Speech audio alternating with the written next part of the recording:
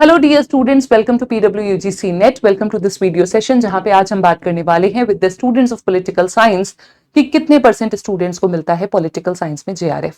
आपसे अगर मैं ये पूछूंगी कि कितने परसेंट स्टूडेंट्स को पॉलिटिकल साइंस में JRF मिलता है तो आप शायद मुझसे कहेंगे मैम 6%, जो कि हमारे पास एक ऊपर से इंफॉर्मेशन होती है। पर जब हम डेटा एनालिसिस करते हैं तो हमारे पास जो हकीकत आती है वो बहुत अलग है, और ये हकीकत आपको बता रही है कि आपको आगे आने वाले अटेम्प्ट्स के लिए कितनी ज्यादा कठोर मेहनत करनी है। चलिए एक बार देख लेते हैं। इससे पहले अगर आप मेरे साथ टेलीग्राम पे कनेक्टेड नहीं है so you can connect with me on my Telegram ID, जहां पे मैं टेलीग्राम लाइव सेशंस भी लेती हूं और हमारे जो भी इनिशिएटिव्स हैं फ्री वाले उनके सबकी इंफॉर्मेशन आपको टेलीग्राम पे मिलती है, गाइडेंस भी मिलता है, आपके दोस्तों से भी आप कनेक्ट कर सकते हैं। So, my name is Chandni Mulchandani. I teach political science here. You can connect with me on my Telegram ID, which is Chandni CHANDNI PS. PS stands for political science here.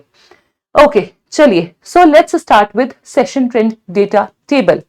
एक data table है हमारे पास पिछले 2 cycles की, यानी कि 2 सालों की 4 exams की, जहां पे हमने जून 2024, दिसंबर 2024, जून 2025 और दिसंबर 2025 का डेटा एनालिसिस किया है। अभी जून 26 का डेटा आएगा तो उस पर भी हम चर्चा करेंगे। देखिए, रजिस्टर्ड स्टूडेंट्स की संख्या कुछ ऐसी है 71, 88, 90,000, अपीयर्ड 57, 54, 64, 63,000 है। जो हमारे पास अपीयर्ड स्टूडेंट है पॉलिटिकल साइंस में, उसमें से JRF सिलेक्शन कुछ इतना है, यानी 515 स्टूडेंट का सिलेक्शन हो रहा है, जब 57,000 स्टूडेंट्स अपीयर कर रहे हैं, विच इज 0.89%। जब 54,000 अपीयर कर रहे हैं तो 509 को JRF मिल रहा है, 64,000 अपीयर कर रहे हैं तो 624 और 63,000 में 537। नाउ ये ट्रेंड हमें बता रहा है ओवरऑल 1% से भी कम स्टूडेंट्स JRF क्लियर कर पा रहे हैं। This makes competition very high.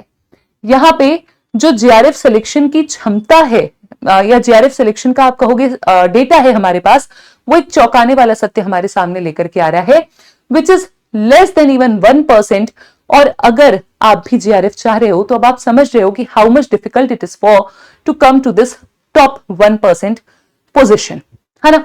देख लेते हैं चलिए ग्राफ के माध्यम से भी। ये वही 4 डेटा हैं जो आपके सामने प्रस्तुत हो रहे हैं, और सबसे कम अगर हम देखें, हालांकि बहुत ही नॉमिनल डिफरेंस है, लेकिन सबसे कम अगर हम देखें तो हमारी जो लास्ट साइकिल हुई थी दिसंबर 2025 की, अभी जून 26 का रिजल्ट अवेटेड है इसलिए मैं लास्ट साइकिल 25 को कह रही हूं, उसमें सबसे कम सिलेक्शन का परसेंटेज हमें JRF का देखने को मिला, and overall it is less than 1%, which is a shocking revelation for all of us and for the aspirants specially who are aiming for JRF। तो अगर आप JRF क्लियर कर रहे हो so you are in that top 1%, and if you are not able to then you need to understand कि JRF clear करने के लिए आपको एफर्ट्स थोड़े ज्यादा लगाने पड़ेंगे। अच्छा, एक और चीज मैं आपको बता दूं, यही डेटा हमें बता रहा है नेट क्लियर्ड का परसेंटेज। तो नेट क्लियर्ड का जो परसेंटेज है वो आपका यहाँ पे 5 से 6% के बीच में है, यानी कि जून 2024 में जो नेट क्लियर्ड विद्यार्थी हैं 5 से 6% नहीं, आई एम सॉरी 10% तक है, वो मैं भी आपको बताती हूं।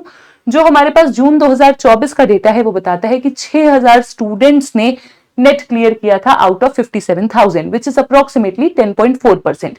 सिमिलरली हमारे पास जो दिसंबर 2024 का डेटा है वो भी 10.4% की बात करता है, और हमारे पास जून 2025 और दिसंबर 2025 का डेटा भी 10 से 11% स्टूडेंट्स का नेट क्वालिफाई होने की बात करता है। आप इसको थोड़ा इस तरीके से समझिए, कंपटीशन अगर आप समझना चाहते हैं तो, कि जब हम दिसंबर 2025 की बात कर रहे हैं 63,000 स्टूडेंट्स अपीयर हुए हैं, और उसमें से 6,486 plus 537 brings us to approximate number of 7,100 student ही सिर्फ आउट ऑफ 63,000 नेट या JRF कर पा रहे हैं। सो आपको इससे अंदाजा लग रहा होगा कि कंपटीशन कितना हाई है और आगे हमें और कितनी मेहनत करनी है। This is just revelation for the aspirants जो सोचते हैं कि JRF करना आसान है या थोड़ा डेटा एनालिसिस हमारे लिए करना समय समय पर आवश्यक हो जाता है। और भी इनसाइट्स आपके लिए हम लेकर के आएंगे। Till then stay tuned. Thank you so much.